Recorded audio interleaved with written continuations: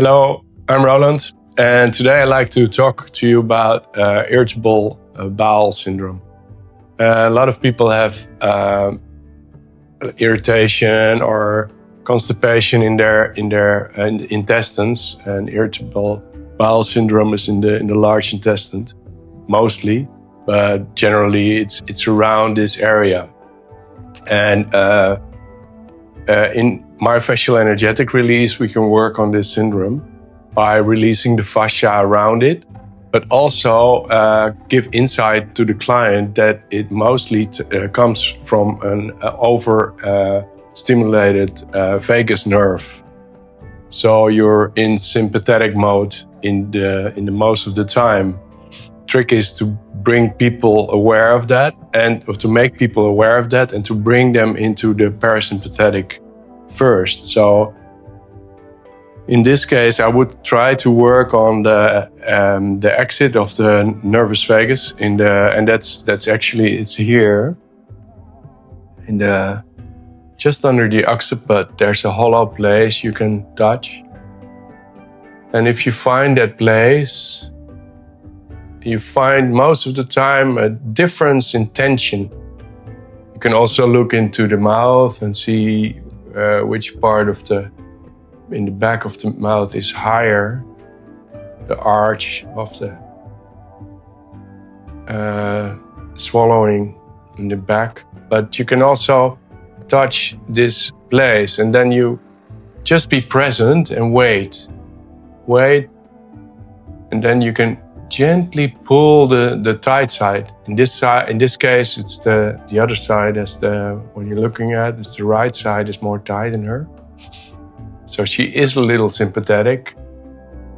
Maybe that's the tension of being here in front of the camera, which is not normal. But try to breathe a little deeper, Annemiek. Yeah, she starts swallowing already. Swallowing, sighing, or yawning.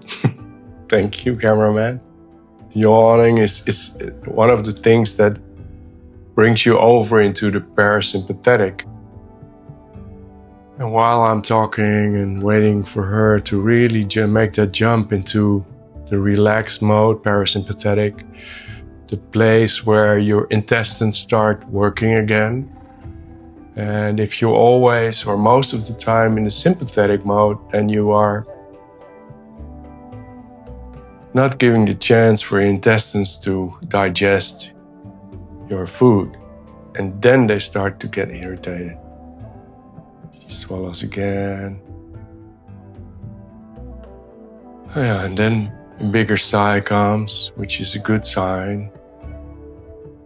And if you really work with people a lot in this case, then you will be able to hear the intestines start working, actually. That's the funny part of this exercise. And I just gently touch the place, and I feel the equalization of the tension. So left is still pretty soft, right is a little bit tighter. But I just wait. You just wait. Okay. And I look at her eyes. It's also a good indicator if people are sympathetic, if their eyes are really moving. Now I hear her intestines start working. That's great. Very good model. You really follow this routine. But it starts working, and it's nice to hear that. You feel that the tension now is equalized. So then you can start working on the places where adrenaline starts going and starts working and starts tightening up the fascia in places, so you are ready for action, ready for fight, flight, freeze, which is the common cause of 𝗂𝗏𝗏 syndrome. You can start working in the area of the diaphragm.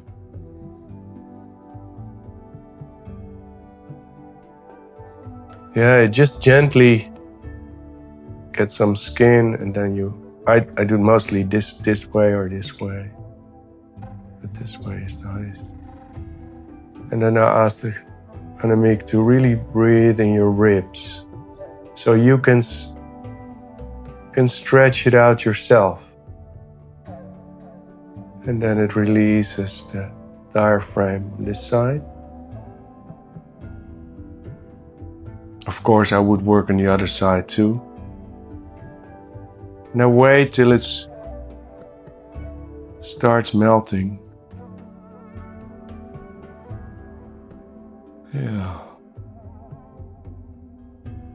And I hear the intestines again, so it's a good sign that she's still parasympathetic. Still in the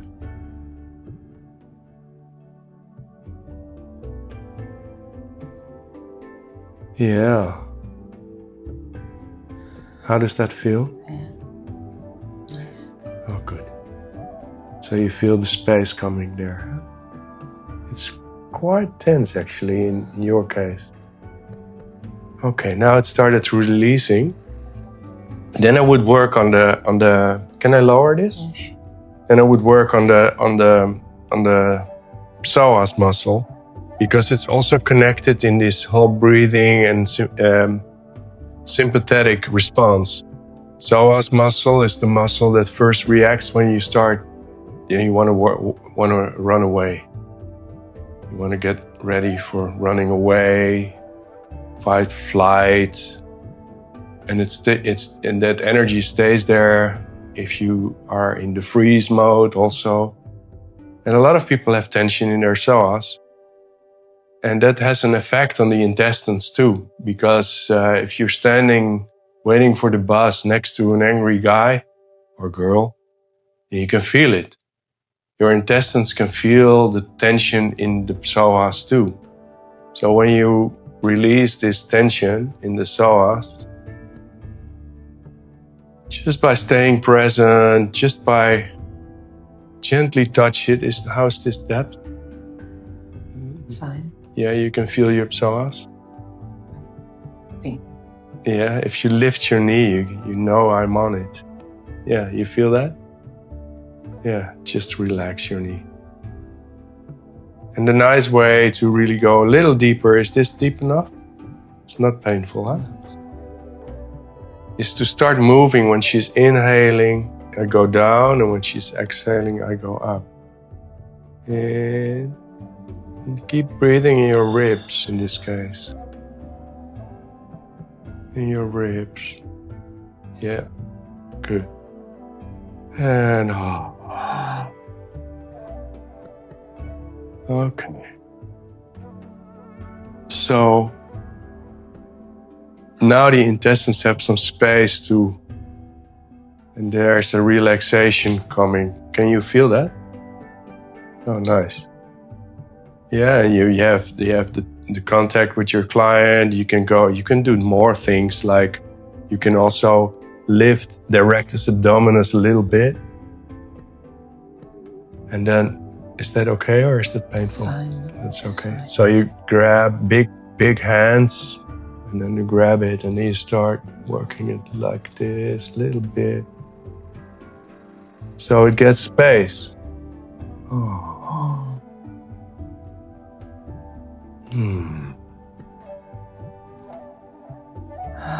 Oh. Okay, how does that feel? Comfortable. Yeah. See it? It's becoming a little bit more fluffy, and we're able to move around. So this has a great effect on irritable bowel syndrome.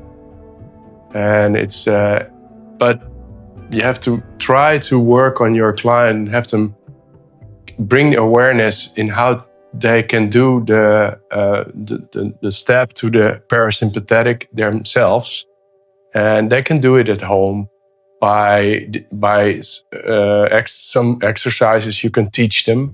One of the guys who has a great exercise is Stanley Rosenberg, and he has this exercise with the arms and the eyes. You can look it up. It's a great exercise to give your clients to help them to go into the parasympathetic. If they are too sympathetic all the time, then they are aware of it now, and then they know the cause of their irritable bowel syndrome. Thank you for watching.